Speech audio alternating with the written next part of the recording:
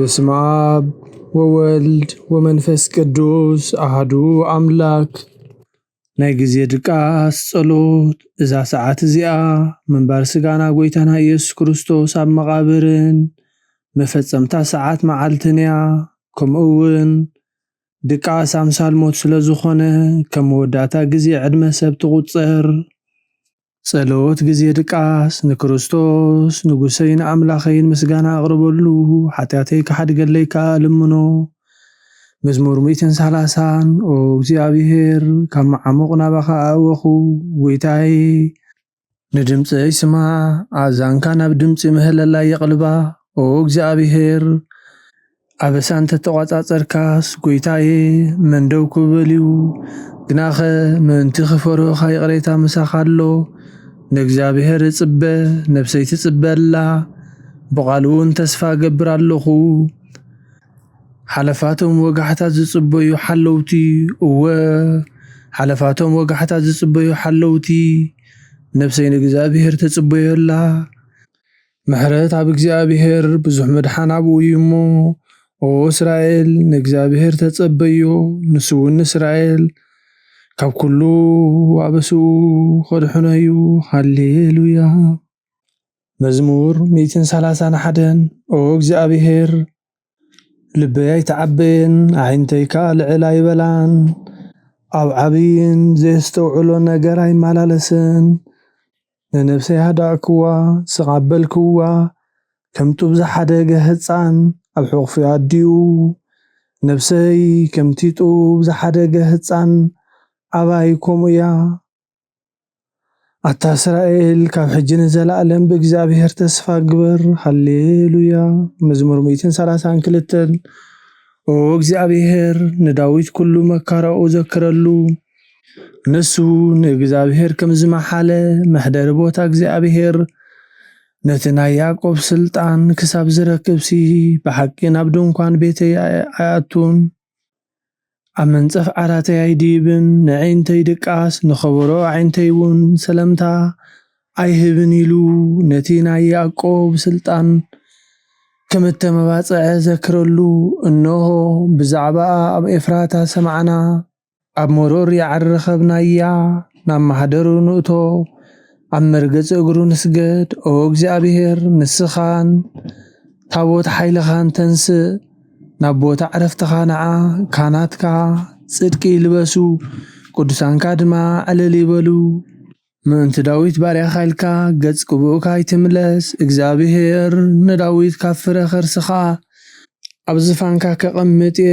ውሉድካ ኪዳነይን ነቲ ዝምህሮ ምስክረይን እንተ ሓለወ ውሉዶም ድማ ኣብ ዝፋንካ ንሓዋሩ ክቕመጡ እዮም ኢሉ ብሓቂ መሓለሉ። ካብኡ ኣይክርሐቕን እዩ። እግዚአብሔር ንጽዮን ሓሪዋዩ እሞ ምሕደሪኡ ክትከውን ባሃጋ። እዚኣ ንሓዋሩ መዕረፊት እያ። ብሂገያ እየ እሞ ኣብዚኣ ክነብር እየ። ንሲሳያ ጸቢቐ ክባርኾ ንድኻታትን ጌራ ከጽግቦም እየ። ንኻህናታ ምድሓን ከልብሶም እየ። ቅዱሳና ኸዓ ብሓጎስ ዕልል ክብሉ እዮም። ኣብኣ ቀርኒ ዳዊት ከብቁል እየ። ንቑበአይ መብራህቲ ኣዳለኹ ንጸላእቱ ነውሪ ከልብሶም እየ። ኣብ ልዕሊኡ ድማ ዘውዱ ኸንጸባርቕ እዩ። ሃሌሉያ። መዝሙር 133 እነሆ ኣሕዋት ብሓደ ሓቢሮም ክነብሩ እስክንደይ ሰናይን ጥዑሙን ጽቡቑን እዩ። ከምቲ ክቡር ዘይቲ ኣብ ርእሲ ካብ ጭሕሚ ኣሮን ናብቲ ዘፈር ልብሱ ዝወርድ እዩ። እግዚአብሔር ኣብኣ በረኸትን ህይወትን ዘለዓለም ኣዚዙ እዩ እሞ ከምቲ ኣብ ኣኽራን ጽዮን ዝወርድ ጠሊ ሄርሞን እዩ። ሃሌሉያ። መዝሙር 134 እነሆ ኣሕዋት ብለይቲ ኣብ ቤት እግዚአብሔር እትቖሙ ኩልኹም ባሮት እግዚአብሔር ንእግዚአብሔር ባርኽዎ። ኣእዳውኩም ናብ መቕደሱ ኣልዕሉ ንእግዚአብሔር ከዓ ባርኽዎ። ሰማይ ምድርን ዝገበረ እግዚአብሔር ካብ ጽዮን ይባረኽካ። ሃሌሉያ። መዝሙር 137 ኣብ ጥቓ ሩባታት ባቢሎን ተቐመጥና ንጽዮን ምስ ዘከርና በኸና። መሰንቆታትና ኣብቲ ኣብኣ ዘሎ ዑቦላት ሰቐልናዮ።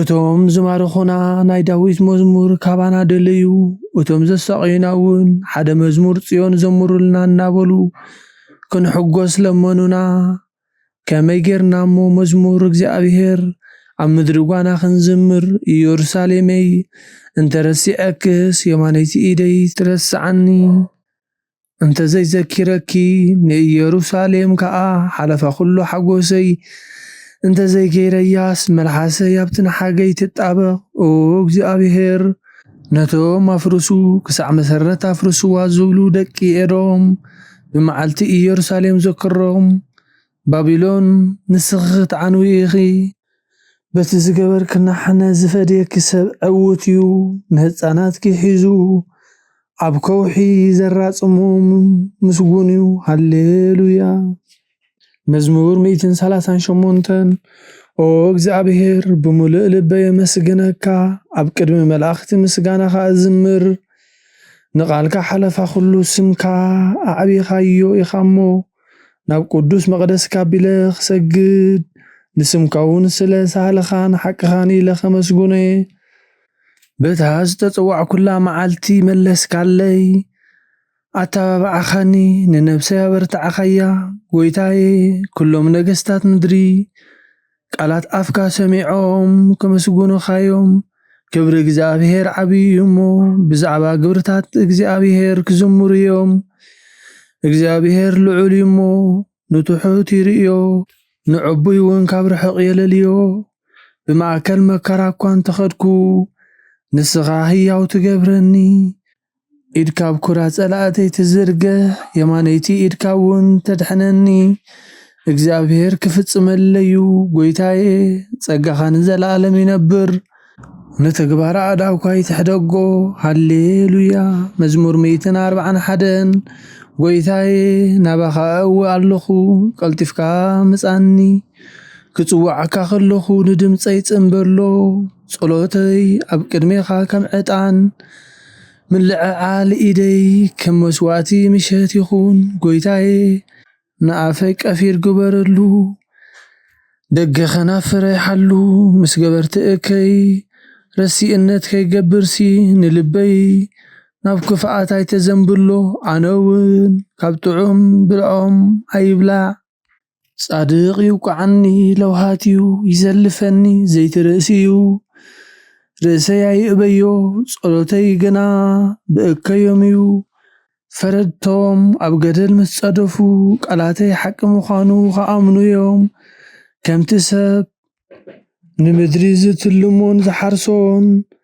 ዓጽምትና ከምኡ ኣብ ኣፍ ሲኦል ተበተነ ኦ እግዚአብሔር ጎይታይ ኣዒንተይ ናባኻየን ኣባኻ እውከል ኣለኹ ነፍሰይ ኣይትደርብያ ካብቲ ዘጻወደለይ መጻወድያን ካብ መፈንጠራ ገበርቲ እከይን ሓልወኒ ኣነ ክሓልፍ ከለኹ ስረሲኣን ኣብ መጻወድያኦም ይውደቑ ሃሌሉያ መዝሙር 42 ብዓውታ ናብ እግዚአብሔር እዊ ናብ እግዚአብሔር እምህለል ኣለኹ ጓህየይ ኣብ ቅድሚኡ እኽዑ ሽግረይ ኣብ ቅድሚኡ እነግር መንፈሰይ ኣብ ውሽጠይ ምስማመነ መገደይ ፈለጥካ ኣብታ ዝሓልፋ መገዲ መፈንጠራ ሓበቕለይ ናብ የማነይ ጠመትኩሞ ዝፈልጠኒ ሰኣንኩ ናብ ዘምልጠውን የብለይን ንነፍሰይ ግዲ ዝገብረላ የልቦን ኦ እግዚአብሔር ናባኻ ኣእወኹ ንስኻ መዕቆብየይ ኣብ ምድሪ ህያውያን ግደይ ኢኻ ኣብ ብዙሕ መከራየ ዘለኹሞ ኣውያተይ ስማዕ ሓይሎምን እዮሞ ካብ ሰጎግተይ ኣናግፈኒ ንስምካ ከማስሱ ንነፍሰይ ካብ ማእሰርቲ ኣውፃእያ ሰናይ ክትገብረለይ ኢኻሞ ጻድቃን ክኸቡን እዮም ሃሌሉያ መዝሙር 146 ሃሌሉያ ነፍሰየ ንእግዚአብሔር ኣመስግኒ ብህይወተይ ከለኹ ንእግዚአብሔር ከመስግኖ ክሳዕ ዘለኹ ንኣምላኸይ ክውድሰየ ብመሳፍንቲ በቲ ክረድእ ዘይከኣሎ ወዲ ሰብ ኣይትወከሉ ትንፋሱ ትወፅእ ናብ መሬቱ ይምለስ በታ መዓልቲ እቲኣ ሃቐንኡ ይጠፍእ ኣምላኽ ያዕቆብ ዝረድኤቱ ተስፋኡ ከዓ ናብ እግዚኣብሔር ኣምላኽ ዝገበረ ሰብ ብፁዕ እዩ። ንሰማይን ምድርን ንባሕርን ኣብኡ ዘሎ ኩሉን ዝገበረ ንሓቂ ክሳዕ ዘለዓለም ዝሕሉ ንጥቑዓት ፍትሒ ዘውፅኣሎም ንጡምያት እንጌራ ዝህቦም ንሱ እዩ። እግዚኣብሔር ንእሱራት ይፈትሖም፣ እግዚኣብሔር ንዓይንቲ ዕውራት ይኸፍተን፣ እግዚኣብሔር ንዝደነኑ የቕንዖም፣ እግዚአብሔር ንጻድቃን የፍቅሮም፣ እግዚአብሔር ንስደተኛታት ይዕቅቦም፣ እግዚአብሔር ንዘኸተማትን መበለታትን ይዓልዮም፣ ንመገዲ ረሲኣን ግና ይጠውያ፣ እግዚአብሔር ንዘለዓለም ይነግስ። ኦ ጽዮን ኣምላኽኪ ንውሉድ ወለዶ ይነግስ። ሃሌሉያ። መዝሙር 147 ሃሌሉያ። ንኣምላኽና ብመዝሙር ምውዳስ ሰናይን ጥዑምን እዩ እሞ ምስጋና ይግባእ። እግዚአብሔር ንኢየሩሳሌም ይሃንጻ፣ ንሱዱዳን እስራኤል ይእክብ ኣሎ፣ ንልቦም እተሰብሩ ይፍውስ፣ ንቑሳሎም ይዝንን፣ ቁጽሪ ከዋኽብቲ ይቖጽር፣ ንኹላቶም በብስሞም ይሰውዮም። ጐይታና ዓብዩ ሓይሉ ብርቱዕ እዩ፣ ምስቱ ባዕሉ ወሰን የብሉን። እግዚአብሔር ንትሑታት ይድግፎም፣ ንረሲኣን ግና ኣብ ምድሪ የውድቖም። ንእግዚአብሔር ብምምሳው ዘምሩሉ፣ ንኣምላኽና ውዳሴ ብመሰንቆ ዘምሩ። ነቲ ንሰማያት በደመና ዘጐልብብ፣ ንምድሪ ዝናብ ዘዳሉ፣ ኣብ ኣኽራን ሳዕሪ ዘብቁል፣ ነቲ ንእንስሳን ንዝመለሉ ጨቓዊትን ኳኻትን ዝምግብ ዘምሩሉ። ንሓይሊ ፈረስ ኣይበህጎን፣ ብኣእጋር ሰብ ኣይሕጐስን። እግዚአብሔር በቶም ዝፈርህዎ ንጸጋዕ እውን ዝጽበዩ ይሕጐስ። ምህርሃር ማዕጾኺ ኣጽኒዑ፣ ንደቂኺ ኣብ ማእከልኪ ባሪኽዎም እዩ እሞ።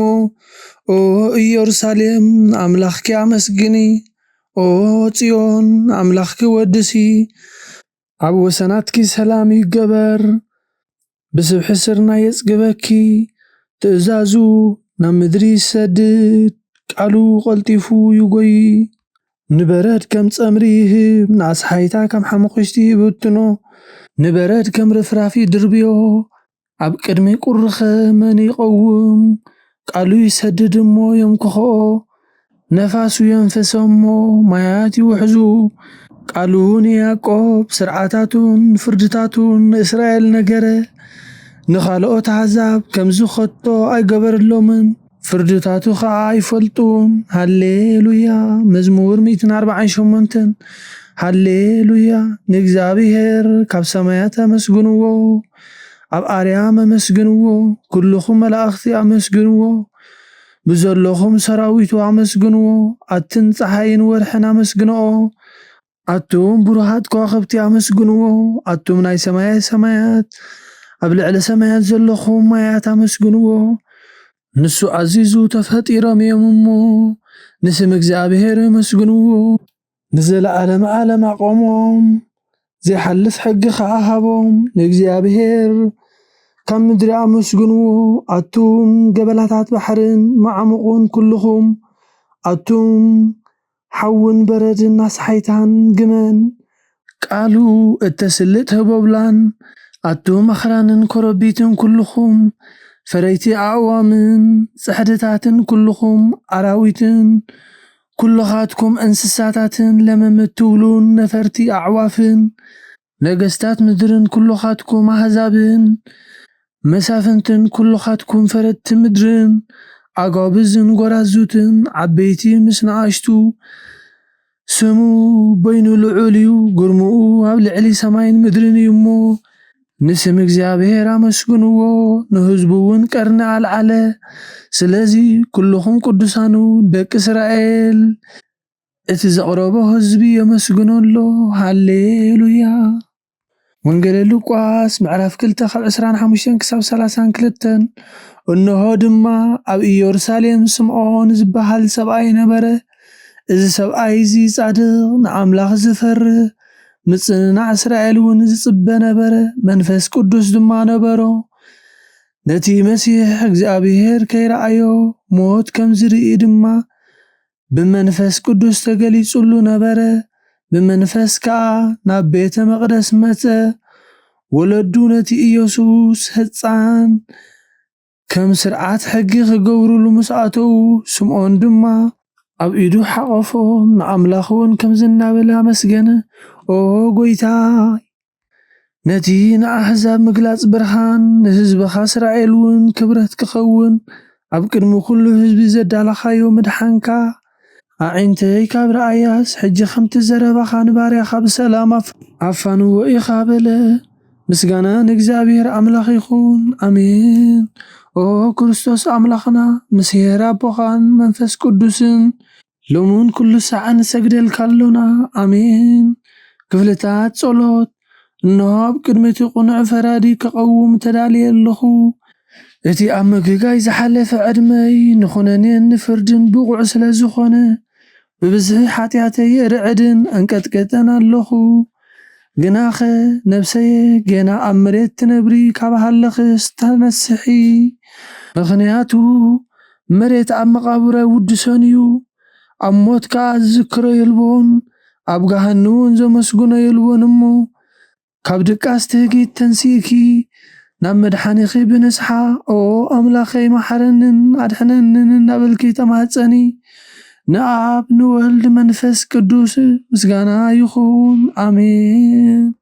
መዋእል ሰብ ዘይውዳእ እዚ ዓለም እዚ ከዓ ንዘለዓለም ዝነብር እንተዝኸውንሲ ነፍሰየ ንጹር ዝኾነ ምኽንያት መሃለወኪ ነይሩ። ግናኸ እቲ ጽዩፍ ዝኾነ ተግባርክን እቲ ሕማቕን እከይን ኣብ ቅድሚ እቲ ሓቀኛ ፈራዲ ምስ ዝቕላዕ ኣብ ዓራት ሓጢኣት ተሰጢሕኪ ኣብቲ ሸለልተኛን ከዳዕን ስጋኺ ከለኺ እንታይ እዩ ትህብዮ መልሲ? ኦ ክርስቶስ ኣምላኸይ በቲ ኣዝዩ ዘፍርሕ መንበር ፍርድኻ ስንብድ ነቲ ዘለዓለማዊ ፍርድኻ እምብርከኽ በቲ መለኮታዊ ነጸብራቕ ብርሃንካ እንቀጥቀጥ ኣለኹ። ኣነ ሕሱም ድኑስ ኣብ ዓራተይ ደቂሰ ዘለኹ ኣብ ህይወተይ እውን ዘይግደስ ዝኾንኩ ናይቲ ተቐባል ቀረጽ ኣብነት ብምውሳድ ኣብ ኣፍልበይ እናወቕዓኹ ኦ ኣምላኽ ኣነ ገበነኛ እሞ ይቕረበለለይ ይብለ ኣለኹ ሎሙን ኩሉ ሰዓን ዘለዓለም ዓለም ኣሜን። ኦ ንጽህቲ ድንግል ናብ ባርያኺ እቲ ቁልጡፍ ጽላል ረድኤት ክዘርግሒ ነቲ ኣብ ሕልናይ ከም ማዕበል ዝጋማጠል ክፉእ ሓሳባተይ ካባይ ኣርሕቕዮ ነታ ሕምምቲ ነብሰይ ብኾንትነት ኣዝዩ ሓለዋት ኣጠፊእዋ ኣሎ እሞ ናብ ጸሎትን ምንቃሕን ኣበግስያ። ምኽንያቱ ንስኺ ከኣሊትን ምሕረት እትልምን ኣላይት ኣደኒኺ ኣደ ፈልፋሊ ህይወት ንጉሰይን ኣምላኸይን ጎይታ ኢየሱስ ክርስቶስ ተስፋይን ኢኺ። ኦ ጎይታ በዛ ለይቲ እዚኣ ንዓሞ ብዘይ ሓጢኣት ክንሓድር ሓልወና። ኦ ኣምላኽ ኣቦታትና ንስኻ ብሩኽ ኢኻ፣ በረኸትካ ኣዝዩ ብዙሕ እዩ። ቅዱስ ስምካ እውን ንዘለዓለም ክብሪ ዝመልኦ እዩ ኣሜን። ኦ ጎይታ ከምቲ ኣባኻ ተወኪልና ዘለና ምሕረትካ ከምኡ ትኹነልና። ኣዒንቲ ኩሉ ንዓኻ ይጽበያ ኣለዋ፣ ንስኻ ከዓ ኣብ እዋኑ መግቢ ትህቦም። ኦ ኣምላኽና መድሓኒና፣ ኦ ተስፋ ኩሉ ወሰናት ምድሪ ስምዓና። ኦ ጎይታ ንስኻ ኢኻ ካብዚ ዓሌት እዚ ንዘለዓለም ተድሕነናን ተዕቁበናን ኣሜን። ኦ ጎይታ ብሩኽ ኢኻ እሞ ብፍርድኻ መሓረና። ኦ ጎይታ ብሩኽ ኢኻ እሞ ሓቅነትካ ኣረዳኣና። ኦ ጎይታ ብሩኽ ኢኻ እሞ ክብርኻ ኣብርሃለይ። ኦ ጎይታ ምሕረትካ ንዘለዓለም ይነብር። ኦ ጎይታ ንዓይኒ ተግባር ኢድካ ካብ ወለዶ ናብ ወለዶ መዕቆብየይ ስለ ዝኾንካ ይትንጸገኒ። ኦ ጎይታ ንዓኻ በዲለየ እሞ መሓረንን ንነብሰይ ኣድሕናን እናበልኩ እጽልይ ኣለኹ። ኦ ጎይታይ ኣባኻ ተወኪለ ኣለኹ እሞ ኣድሕነኒ፣ ፍቓድካ ክገብር ከዓ መሃረኒ። ንስኻ ኣምላኸይ ፈልፋሊ ህይወት ኢኻ፣ ብብርሃንካ ድማ ኢና ብርሃን እንርኢ። ምሕረትካ ናብቶም ዝፈልጡኻ ክብርኻ ከዓ ናብ ቁኑዓት ልቢ ትምጻእ። ጸጋን በረኸትን ምስጋናን ብሓቂ ናትካ እዩ። ኦ ቅድሚ ዓለም ዝነበርካን ንዘለዓለም ዓለም እትነብር ዘለኻን ኣቦን ወልድን መንፈስ ቅዱስን نعخا مسغانا نوداسين جرماني جبا لومن كل ساعة زلالم عالم آمين او لعول غويتا باخا مؤمنن نسمكا مزمارن سنايمو محرت كابتت صباح حقنت كادما ليتي يازنتو وداسي سلوس قدوس قدوس እግዚአብሔር ቅዱስ ኃያል ቅዱስ ሕያው ዘይመውት ካብ ቅድስት ድንግል ማርያም ዝተወልደ መሐረና ቅዱስ እግዚአብሔር ቅዱስ ኃያል ቅዱስ ሕያው ዘይመውት ኣብ ዮርዳኖስ ዝተጠምቀ ኣብ ለለጸ መስቀል ምእንታና ዝተሰቕለ መሐረና ቅዱስ እግዚአብሔር ቅዱስ ኃያል ቅዱስ ሕያው ዘይመውት ኣብ ሳልሳይ መዓልቲ ካብ ምውታን ዝተንስአ ብምስጋና ኣብ ሰማያት ዝዓረገ ኣብ የማን ኣቡኡ ዝተቐመጠ ንህያውያንን ምውታንን ክፈርድ ከም ብሓዱሽ ክመጽእ እዩ። ኦ ጎይታ መሐረና ምስጋና ንኣቦን ንወድን መንፈስ ቅዱስን ሎምን ኩሉ ሰዓን ዘለዓለም ዓለም ኣሜን። ኦ ስሉስ ቅዱስ መሐረና ኦ ስሉስ ቅዱስ መሐረና ኦ ስሉስ ቅዱስ መሐረና ኦ ጎይታ ኃጢአትና ሓደገልና ኦ ጎይታ በደልና ይትጸብጽበልና ኦ ጎይታ ንሕሙማት ህዝብኻ ብፀሓዮም እሞ ምእንቲ ቅዱስ ስምካ ኢልካ ኸኣ ፈውሶም ኦ ጎይታ ነቶም ዝሞቱ ኣቦታትናን ኣሕዋትናን ከዓ ነብሶም ኣዕርፍ ኦ ካብ ኃጢአት ንጹህ ዝኾንካ ጎይታ መሐረና ኦ ካብ ኃጢአት ንጹህ ዝኾንካ ጎይታ ረድኣና ልማንና ከዓ ተቐበለና ክብርን ምስጋናን ብፍጹም ማዕርግ ቅድስና ንዓኻ ይግባእ ኣሜን። ኦ ጎይታ መሐረና ኦ ጎይታ መሐረና ኦ ጎይታ ባርኸና ኣሜን። ከምዚ እናበልና ኽነመስግነካ ብቑዓት ግበረና ኣብ ሰማያት ትነብር ኣቦና ምስጋና ንቅድስቲ ድንግል ማርያም ኦ ቅድስቲ ምልእተ ጸጋ ኩሉ ግዜ ድንግል ዝኾንኪ ወላዲተ ኣምላኽ ኣደ ክርስቶስ ሰላም ንብለኪ ምንተ ኃጢአትና ኸሓድገልና ናፍቁር ወድኺ ጸሎት ናዕርግልና ንሓቀኛ ብርሃን ኢየሱስ ክርስቶስ ኣምላኽና ዝወለድክልና ቅድስቲ ድንግል ማርያም ሰላም ንብለኪ ኃጢአት ነብስና ሓዲጉ ክምሕረና ናብ ጎይታ ለምንልና ኦ ቅድስቲ ድንግል ወላዲተ ኣምላኽ ንደቂ ሰብ እምንቲ ኣማላዲት ናብ ወድኺ ኢየሱስ ክርስቶስ ብሕድገት ኃጢአትና ክጽግወና ለምንልና ኦ ናይ ሓቂ ንግሥቲ ድንግል ሰላም ንብለኪ ኦ ንኣማኑኤል ኣምላኽና ዝወለድክልና መመኪሒት ዓሌትና ሰላምታና ነቕርበልኪ ኦ ድንግል ብጎይታና ኢየሱስ ክርስቶስ ዝተኣመነት ኣማላዲት ኃጢአትና ምእንቲ ክሓድገልና ዘክርልና መእተዊ ጸሎታ ሃይማኖት ኦ ኣደ ሓቀኛ ብርሃን ንኽብረኪ ኦ ቅድስቲ ድንግል ማርያም ወላዲተ ኣምላኽ መድኃን ዓለም ስለ ዝወለድክልናን መጺኡኻን ነፍስና ስለ ዝረሓነና ነመስግነኪ ኦ ጎይታና ንጉስና መድኃኒናን ኢየሱስ ክርስቶስ ክብሪ ንዓኻ ይኹን።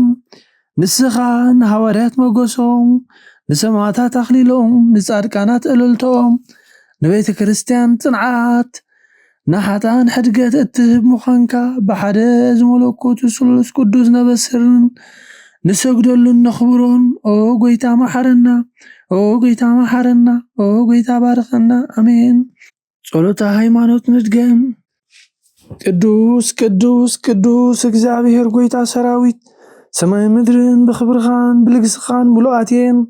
ኦ ንኹሉ እትመልኽ እግዚአብሔር ኣቦ መሐረና ኦ ጎይታ ሰራዊት ኣምላኽ ሓያላን ምሳና ኹን ምኽንያቱ ኣብ ግዜ ሽግርናን ጭንቅናን ብዘይካኻ ረዳኢ የብልናን ኦ ኣምላኽ ኣባና ሓደር ንበደልና ይቕሬታን ምሕረትን ግበረልና እቲ ብድልየትናን ብዘይድልየትናን ዝገበርናዮ እቲ ብፍላጥን ብዘይፍላጥን ዝሰራሕናዮ ስውርን ጉህድን ዝኾነ ኃጢአትና ምእንቲ እቲ ኣብ ልዕልና ዝስመ ቅዱስ ስምካ ኢልካ ኦ ጎይታ ይቕረበለልና ኦ ጎይታ ከም ምሕረትካ ደኣ እምበር ከም ተግባርና ሳይኹን ብቑዓት ግበረና ብምስጋና ከምዚ ኢልና ክንጽሊ ኣብ ሰማያት ትነብር ኣቦና ናይ ንስሓ ጸሎት ኦ ጎይታ ኣብዛ መዓልቲ እዚኣ ኣብ ቅድሚኻ ብተግባር ይኹን ብቓል ብሓሳብ ይኹን ብኹሉ ህዋሳትና ዝሓጣእናዮ ንስኻ ርህሩህን መፍቀሪ ሰብን ስለ ዝኾንካ ምእንቲ እቲ ቅዱስ ስምካ ኢልካ ተዓረቐናን ሕደገልናን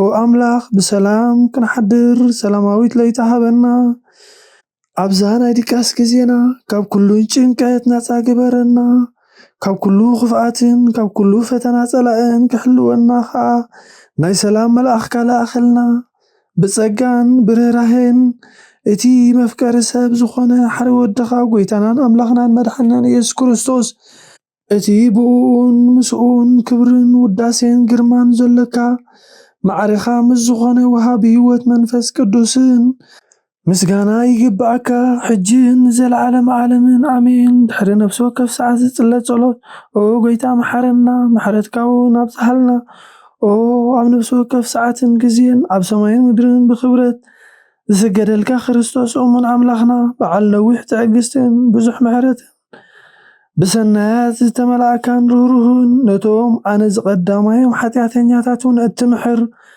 ንሓጥእ ብንስሓ ተመሊሱ ብሂወት ክነብር እምበር ሞቱ ዘይትደሊ ምእንትቲ ዝፅበዮም ዘሎ ተስፋ ሰማያት ክረኽቡ ንኩሎም ናብ ድሕነት እትዕድም ኦ ጎይታ ኣብዛ ሰዓት እዚኣን ኣብ ኩሉ ሰዓትን ልማናና ዝተቐበል ህይወትና ኣቕንዓልና ትእዛዛትካ ክንገብር ምርሓና መንፈስና ቀድስ ስጋናን ሓሳባትናን አንጽህ ንትምኒትና እውን ስመር ሕማምና ፈውስ ሓጢአትና እውን ሕደገልና ካብ ኩሉ ክፉእ ሓዘንን ስቅያት ልብን ርድኣና ብህልውናኦም ክንዕቆብ ብቅዱሳን መላእኽትኻ ሓልወና ናብ ውህደት እምነት ክነምርሕ ምእንቲ ናብቲ ዘይምርመርን ዘይውሰንን ፍልጠትካ ክንበጽሕ ዓድለና ንስኻ ንዘለዓለም ዓለም ብሩኽ ኢኻ አሜን። ስብሐት ለእግዚአብሔር ወለወላዲቱ ድንግል ወለመስቀሉ ክቡር አሜን።